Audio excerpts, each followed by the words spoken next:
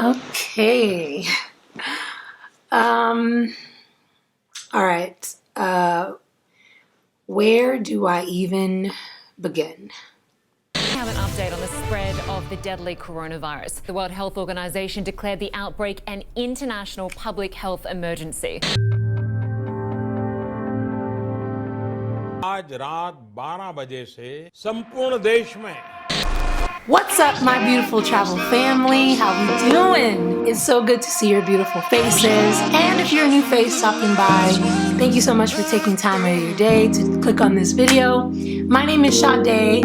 Welcome. And as always, thank you to all of you for watching. I hope that you've all been keeping safe during what's been one hell of a tumultuous year for everyone, it seems. As given away by the title of this video, I'm an American expat that's been living overseas for a little over 2 years now. If you checked out my latest video, I spent the last 14 months quite frankly traveling around the world while dispatching from a small Middle Eastern country called Bahrain. My husband is a service member for the US military, and Bahrain happened to be the place that he was deployed for 2 years. Long story short, a few months after he had been deployed, I really started to miss him.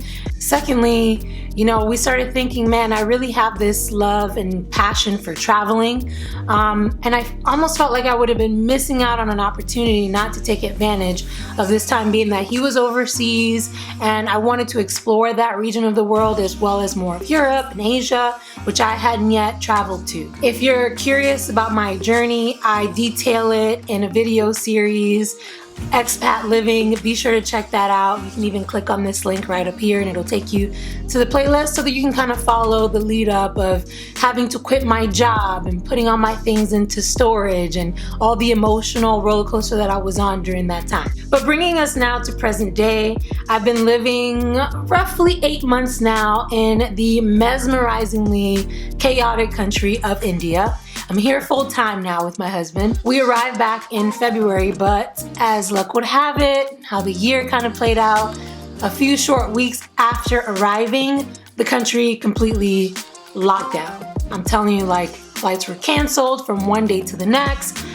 American travelers who were here as tourists visiting like leisurely were stranded. It was the craziest thing I think I've ever experienced. I think as COVID began to spread throughout India, as it has been in other nations, I think the government began to panic a little bit. India is home to roughly 1.3 billion people, and unfortunately their healthcare infrastructure is just not adequate to handle massive hospitalizations had there been a big surge and increase of sick people or people infected with COVID. Not to mention, a great deal of India is rural and agricultural land. So a lot of the times these people don't have access to even basic healthcare. There may be a doctor in the village, I don't know, but maybe they don't have the equipment and tools that you would need to help remedy, large, massive swaths of people who are infected with COVID, i.e. ventilators, ICU beds, quarantining rooms, things like that. As a matter of fact, after everything started to fall out in February and the Prime Minister decided to lock down the country, I read a report that said that India had maybe 100,000 ICU beds for the entire country and a little under 50,000 ventilators. So you can imagine, I probably would have been panicking too, with a country over 1 billion people and you only have a very, very small percentage of the equipment that you would need to help remedy a critical situation like that. Yeah, I can definitely understand why they took the measures that they did. And India is a country, unlike the States, where having running water, clean water, is a privilege. Social distancing is a privilege. I am currently in New Delhi. This city has roughly around 20 million people, a lot of which either lives in flats or sadly in slums, where again, there's no running water or access to clean water. You're kind of on top of each other. social distancing really then becomes difficult. As a result of the lockdown, millions of migrant workers who literally only come to Delhi for work were stranded here. They come from neighboring provinces or smaller villages out in the suburban towns of the state. And a lot of these workers are daily wage workers, making anywhere between $2 to $3 a day, which, is very, very, very, very little. All the jobs were pretty much lost overnight. All the businesses had closed, and you have millions of workers here who get paid daily and now no longer have a job, no money, no way to get back home because the trains had closed down as well. They're either having to walk back hundreds of kilometers back to their cities, or kind of fend for themselves here and try and find ways to eat, because again, you're not making any money. We had just arrived here in February, and then the lockdown happened in March. I was following the news somewhat, and a lot of Americans, I think, were really worried that the country might begin to unravel. There might be some civil unrest, because it's one thing that you lose your job. It's another thing when you don't have means to eat or somewhere to sleep. I think that level of desperation really causes people to get anxious and maybe even become violent or just unruly. And I wasn't sure how the government was going to be able to handle that. And as I mentioned briefly in my last video, expats, admittedly, we live in a bubble. My husband is here. He's serving under the military, but at the American Embassy here in New Delhi. So we still kind of live in this bubble of comfort where we're given a place to live. We have a commissary on our compound, so I'd still have access to food. Shall the food chain collapse here and I can't get food on the local economy, there's always that plan B. So I get a lot of questions on Instagram and on my Facebook from friends that maybe I haven't seen in a long time, or just new people stopping by really curious about what the hell I'm even doing in India. How did I come to be here and live overseas and travel as much as I can? How can I even afford it? I think that's probably one of the biggest questions that people ask. And I don't know, I want to be full disclosure with you guys, because I don't like influencers who kind of sell you this dream, like work hard and all that stuff is true. I'm not saying don't work hard for what it is that you want in life, but we all have our own different stories, and I got to be honest about my story. So let me go ahead and answer some of these questions and kind of fill in the gaps of how I even am able to live in India. Before leaving for India, I lived in Miami, Florida. That's my hometown. And I worked for a professional sports franchise down in Miami. It was one of the best personal and professional experiences I had throughout my tenure thus far. Then years later, I met my husband through a friend of mine. Obviously, we hit it off.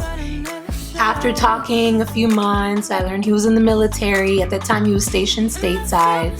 So we would meet each other, we would see each other, and then obviously FaceTime helped a lot to kind of keep this growing relationship intact. We dated, and we did that for about 4 years or so while I was still living in Miami. And then we decided that we would get married. Didn't really have a plan of what was to happen next, because the military, they move you every couple of years, and I was still quite happy and content with my life in Miami and my job. But I knew that I loved him, or that we loved each other and we wanted to be together. So we would just kind of figure it out, as it goes. It probably wasn't the best thought process and thinking about it now, but it ended up working out. So after we got married, a few months later, he received word that he would be doing a deployment to a small Middle Eastern country called Bahrain, which I had never heard of. And at the time, I was not ready to go. So he left without me. And then the months to follow, we really missed each other. With the time difference, it was just kind of hard to communicate. And then in talking, I'm like, what a great opportunity it would be. We were in a good place financially to where I can be able to travel, which was always a huge passion of mine, even before I had met my husband. And obviously, it was something that he loved very much as well. And have the opportunity to see him and kind of semi-live in this country and learn a different culture, unlike anything I had ever experienced before in my life. So I saw it as a really huge opportunity for personal growth and possibly for professional growth, whether it be travel blogging or maybe finding other career paths. You never know what it is that you like unless you give it a try, right? So I left my job. Thankfully for us, military life is very beneficial for growing families, and especially those that are living overseas. You tend to make a little bit more money. You essentially have less expenses because the government is taking care of your housing, possibly offering a per diem for food. You live more or less a cushion lifestyle than you normally would back in the States. I also had some money saved up because I've been traveling, and that's basically what I save my money for. It's just so that I can take trips, if I'm honest. I was already a homeowner, so it wasn't really a necessity for me at the time to buy any property because I already had a house. So I would just save money and travel. That's pretty much was my single life before meeting my husband. So I had some money saved, and I'm like, okay, maybe I'll take 6 months to the year sabbatical just so that I can travel while he's deployed overseas. In the span of roughly a year and a half, I was able to see almost a dozen countries and spend a quality time with my husband and kind of experience the lifestyle and the culture in Bahrain. I mean, it was amazing. Fast forward to present day, it's now been 2 years since I last had a job, which has been the longest stretch ever in my life. Ever since I was 16, I had always worked, sometimes multiple jobs at the same time. I mean, we could afford it, and I'm not complaining. Trust me, I was able to travel and get the most out of that experience, but it's also not the best thing to have such a long gap between your resume. And honestly, because we were creating this new life together, now being in India and I'm with him full time, I'm no longer doing the back and forth thing like I was doing back in Bahrain. It was time for me to find my footing and gain some direction, because this is going to be my life now, at least up until he decides to retire and get out. But interestingly enough, a lot of what I learned about military spouses overseas, and because he was stationed at our naval base in Bahrain, is that it's actually quite difficult for military spouses to be able to continue their careers. There's oftentimes not jobs available for them. Maybe let's say the American government has an agreement with the hosting country that a percentage of those jobs have to go to local people, because at that base in particular, there's a lot of either foreigners or local Bahrainis working at the base. And then let's say you're a spouse and you have, a higher skilled profession. You're a doctor or a nurse or an engineer or whatever. Those jobs just are really, really hard to come by. So you find that a lot of military spouses, whether male or female, are either stay-at-home moms or dads, or I don't know, to be honest, what they do, because it was really, really difficult, I think, for them to be able to still have somewhat of an independence, contribute to the household financially, being overseas. So yeah, there's the bonus that, you are living a little bit better, you're making more money, but independently, it is very difficult, I think, for the supporting military spouse to be able to kind of have their own life as well and contribute just as much as their military partners. In my unique situation that I am in now, again, I'm living in India full time. My husband is doing, I guess, what's considered a special assignment with the military, where he's stationed at our embassy.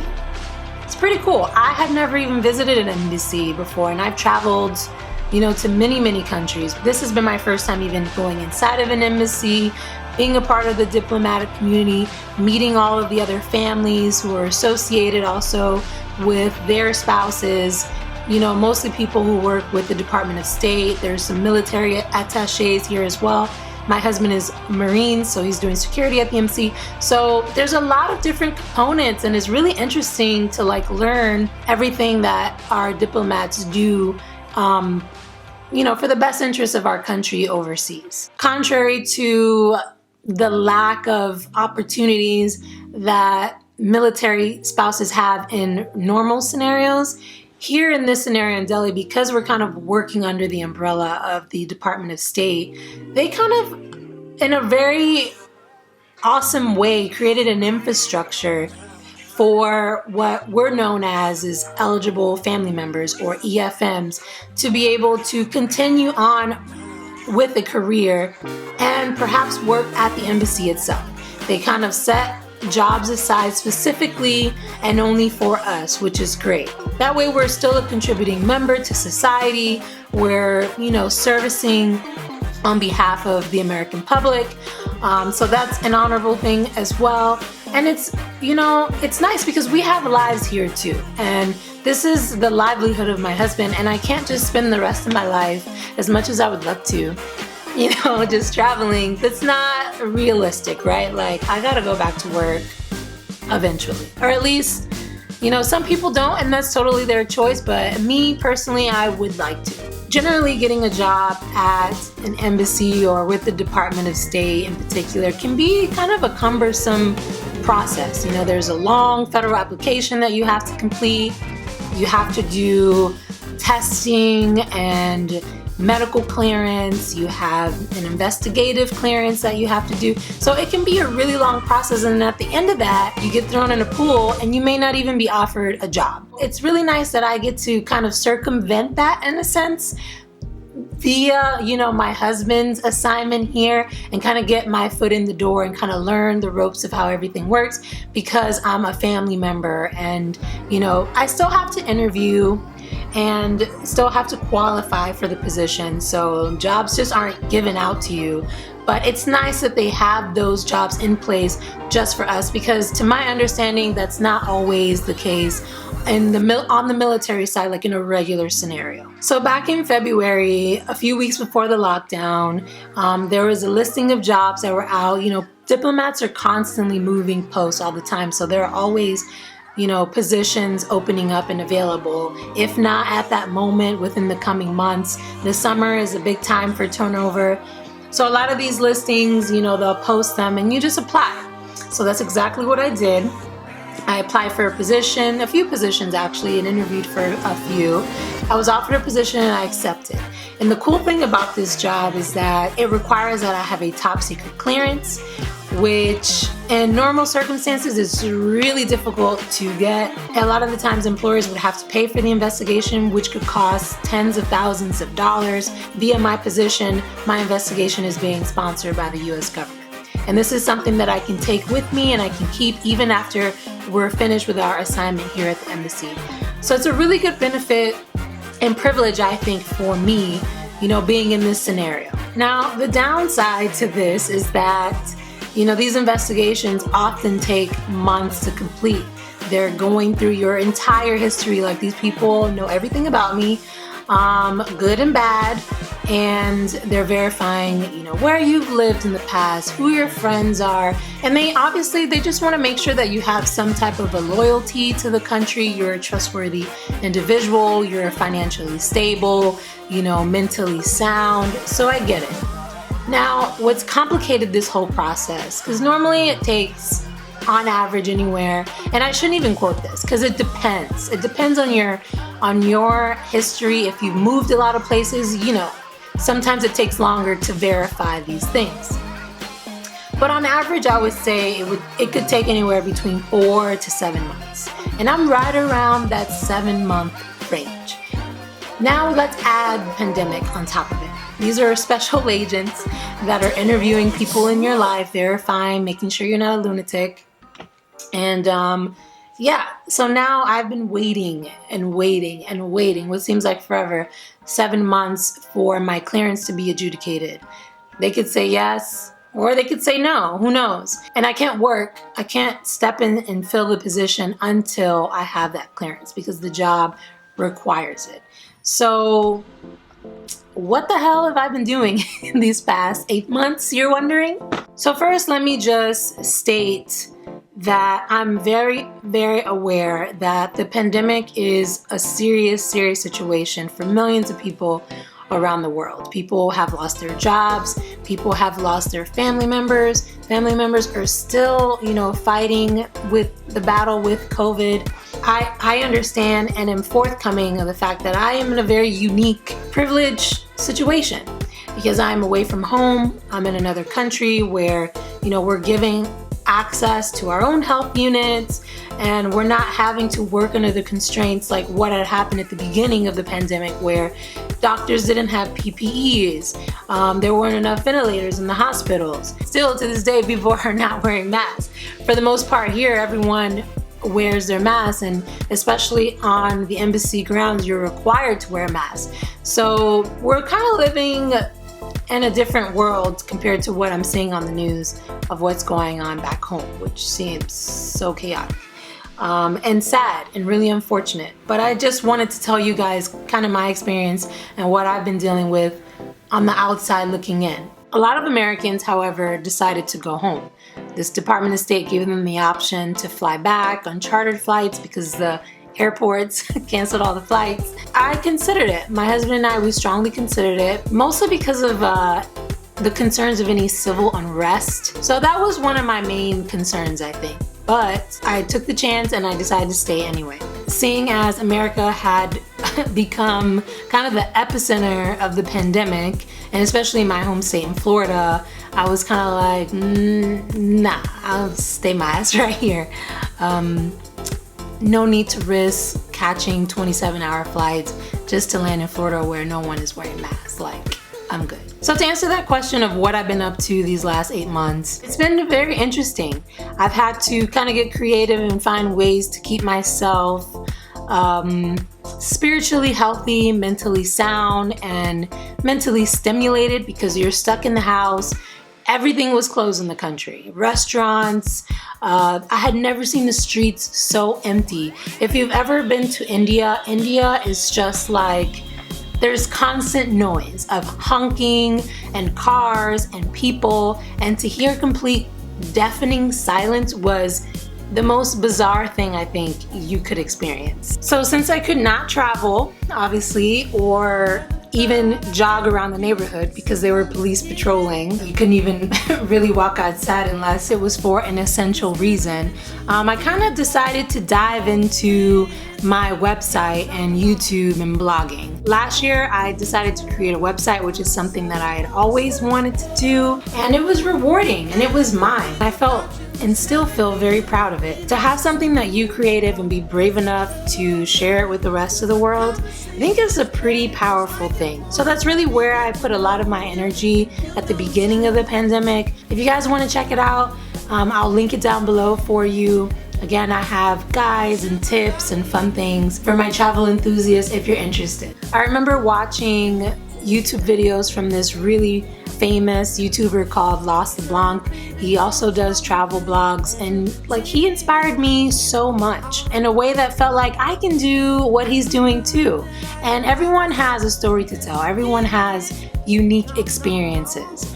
Mine being that I'm Black, I'm Hispanic, I'm a woman, I'm an expat, my husband's in the military, and I feel like I have a story that I wanted to share with people and that I felt that people would be interested in investing in.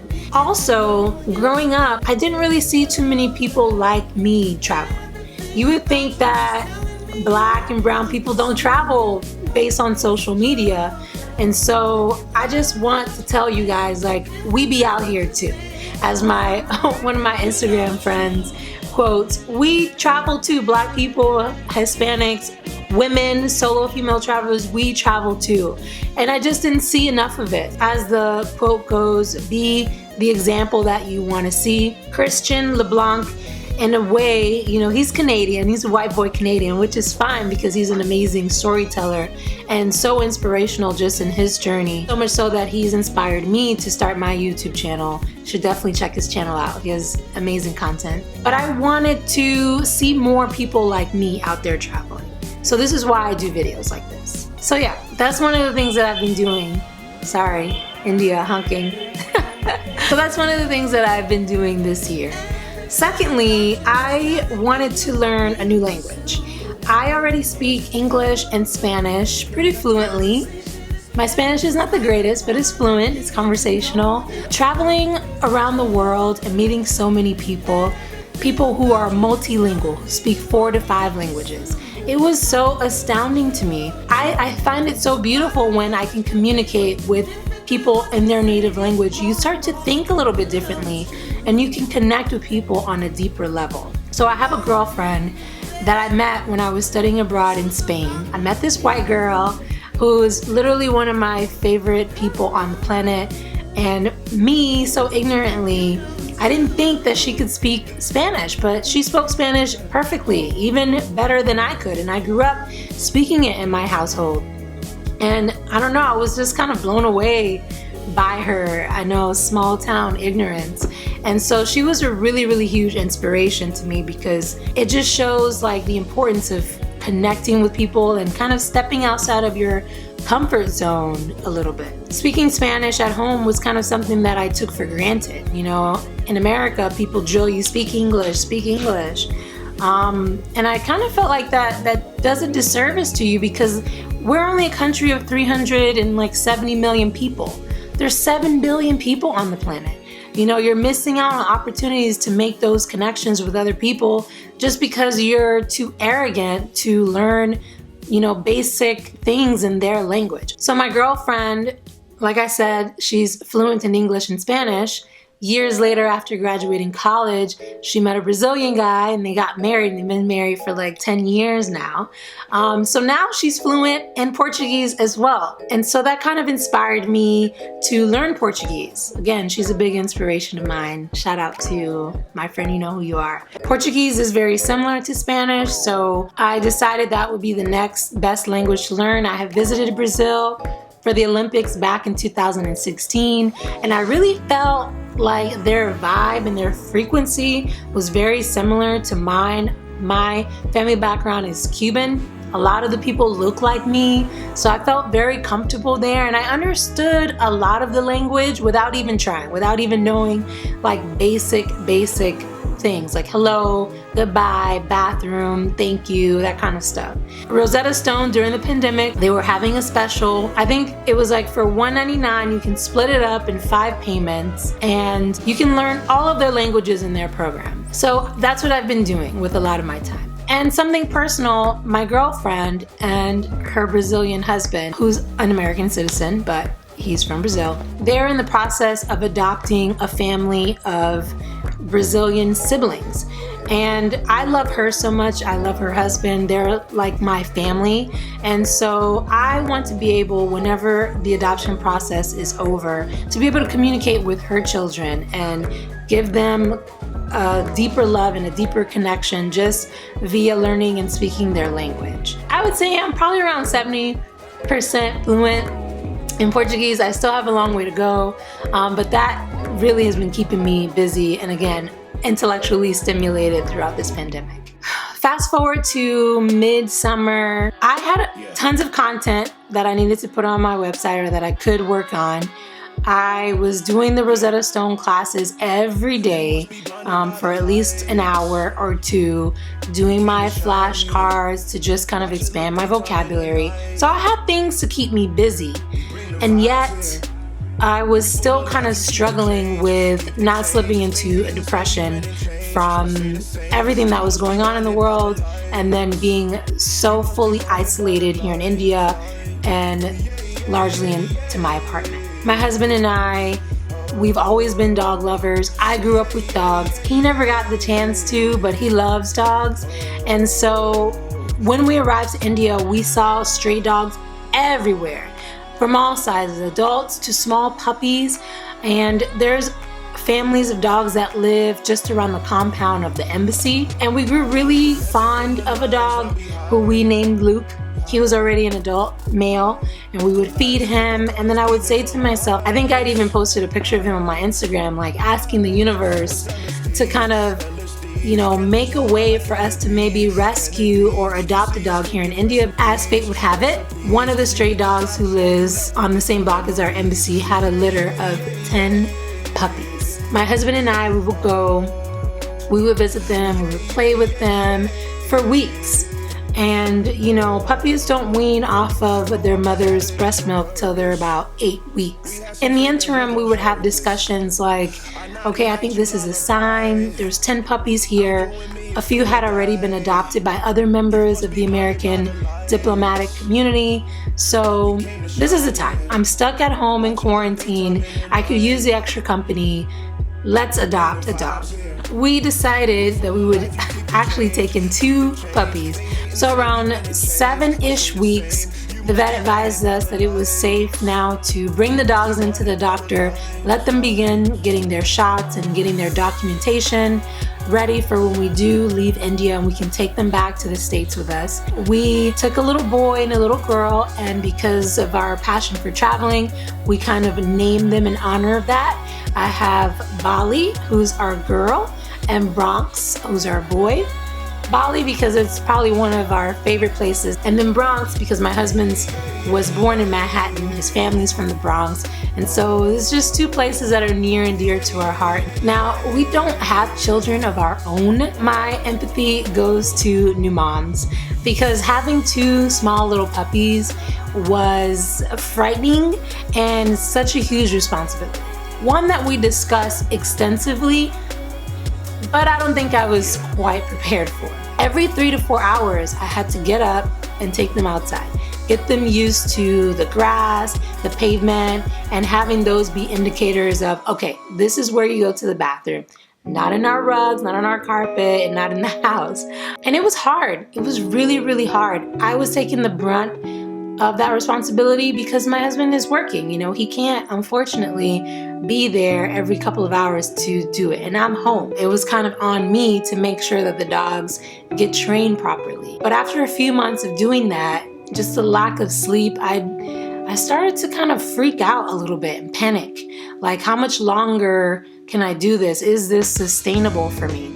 Yeah, and I think that was kind of the tipping point of where I started to really kind of sink into more of a depression. See, most expats in India anyway, they have like 4 to 5 staff members. Someone to clean the house, someone to cook, a nanny for each kid, maybe even a dog walker, a driver. And the lifestyle kind of lends itself to that because everything is so cheap. You can have a nanny for anywhere between $200 to $500 a month, working 6 days a week. It's really extremely affordable for people to have help. Not that I would ever expect help, and I honestly felt kind of bougie getting any help. We don't have any staff, but after months of having the dogs, I was starting to kind of reconsider whether or not we would want staff or not. Like having a new baby, your attention goes to them 24/7, and so going around to clean the house or leaving the house, like you're no longer at liberty to do that as much as you would when you didn't have that responsibility, right? So I don't know if it was just the pandemic and everything happening at home and just kind of feeling the weight of that and having the dogs. It was really, really weighing on me. And I was stuck in the house, couldn't travel, couldn't see people. Again, first world problems, I know. I started to peak a little bit in my depression. For most of my life, I would say I'm a pretty optimistic and positive person. But unfortunately, during the pandemic, all that optimism and positivity started to take a nosedive. I started to feel more and more gluttonous, sad, unmotivated. I didn't even get dressed today. I would just lay in bed sometimes in my pajamas, trying to be motivated, but I just found it harder and harder as the days and weeks went by to do the things that I wanted and could have been doing to be productive and keep myself in a good mental state while being at home. Not to disregard all of the more severe, things that people are dealing with in the rest of the world, just kind of telling you my experience. And being that I really don't have it that bad on the surface of things, and I was still feeling sad, really gave me, pause and concern. And then because I'm at home and my thoughts, a lot of unresolved issues that I have throughout my childhood and my upbringing started to kind of become at the forefront of my thoughts. And it was some things that I hadn't really dealt with in my adult life. And I started to feel more and more sad about it. Just to share with you, my mom and I never really had much of a relationship growing up. My father and my grandmother raised me. During COVID, I was worried that, okay, what if she got sick? What if something happened to her? Would I regret not forging a stronger relationship with her? And then I would have missed that opportunity because of this illness, knock on wood, that nothing happens to her or anyone in my family. But it was just, all of these thoughts going through my head. I didn't realize that a lot of the things that I hadn't dealt with in regards to our relationship were kind of suppressed, and were kind of coming out, in my new marriage, in terms of like my ideas of motherhood. And now I have these 2 dogs who I love dearly but are getting on my nerves, and I feel trapped. And I'm sure a lot of new mothers feel that way too. And so, I don't know, I just needed a way to vent and a way to kind of express what it is I was feeling, and just receive some constructive advice into how to deal with some of these issues. I know that we're all dealing with things in different degrees, but I'm very thankful that in sharing some of my feelings, a lot of my friends reached out, and everyone is kind of dealing with the same thing. But I didn't feel so alone like I had in the beginning half of the pandemic. I know that therapy is still kind of taboo, but a lot of my friends were in therapy and had done therapy and had highly recommended that I do it as well. I know in the world of social media, everyone's so goddamn happy all the time. You're never showing the downsides to life. And, that's not reality. We all have highs, we all have lows. So I took the advice of my friends, and I went ahead and scheduled a virtual session with a psychiatrist. And I just remember in the days and hours following up to the session being so nervous. Will I even vibe with this person, this stranger that I don't know, who's just gonna know all of my business? Will I find resolve? Will I even feel comfortable opening up in front of my mom, who's gonna be joining me on a few of these sessions? Yeah, it was a pretty crazy experience, but I'm so thankful that I did it. For the first time, I was able to confront her in my feelings about our relationship or lack thereof, and vice versa, and really try and come to some resolve. It was difficult in the first few sessions, but fortunately we had some breakthroughs, and I'm really proud of the progress that we've made within our relationship. For the first time in months, during this pandemic, these therapy sessions with my mom kind of gave me a little bit of a glimmer of hope. It gave me something to look forward to in rebuilding and kind of paving a solid foundation for her and I. Amongst all of the chaos and the fragility of the world economy and millions of people sick, hundreds of thousands more dying as a result of COVID, going into therapy, it was therapeutic. It was healing for me. And then I started to feel more light coming into my life more and more each day. I began to feel better mentally, and around the same time, India, albeit at a glacial pace, started to open up a little bit. Restaurants were now delivering. You could also order for takeout. The gyms were starting to open up. So I was starting to get a little bit of the normalcy back into my life. I was able to reinvigorate a little bit of that passion that I have for photography as some of the monuments around New Delhi began to open up as well. So it was nice because I would go and I would be the only foreigner there. It was completely empty, which is the best case scenario for me because I don't want people in my pictures. I don't think most people do. So it was nice to kind of have these incredible monuments that have been around for hundreds and thousands of years, essentially all to myself. Not sure if I'll get to edit this video before this weekend, but I'm actually gonna go visit the Taj, which opened up a few weeks ago. Normally the Taj receives upwards of 20,000 people a day, and they're restricting it to under 2,500. So I'm really happy. The country is still closed in terms of like foreigners being given access to visas, But I'm living here, so I'm gonna go get to see the Taj Mahal, which is something, oh my God, it's one of the 7 world wonders. I've been wanting to check this off of my bucket list my entire life. Yeah, I kind of look at that as a silver lining to kind of everything that's been happening amongst all of the chaos. In closing, because I don't want to make this video too long, I'm not really sure where this year is gonna lead. I felt like it's just been one bad occurrence after the other. And I haven't even touched on some of the current events that have been happening back home, like the travesty of the economy, millions of people losing their jobs or either furloughed from their jobs, businesses closing down because they can no longer afford to stay open, people unable to pay their mortgage as a result of having no income, the craziness happening in the government, unable to really provide and give the support that citizens need during this trying time. And then there's the matter of the injustices happening to Black and brown people as a result of police brutality, and then the protests that have been taking place. It's just a lot. But I tell you one thing that I'm really thankful for in being here and being stuck here in India for 8 months is that it's given me a reality check, a way to check my privilege and a way to kind of find some humility as well. Because even though, I have my first world problems, there are people dealing with real shit right here on the streets of India.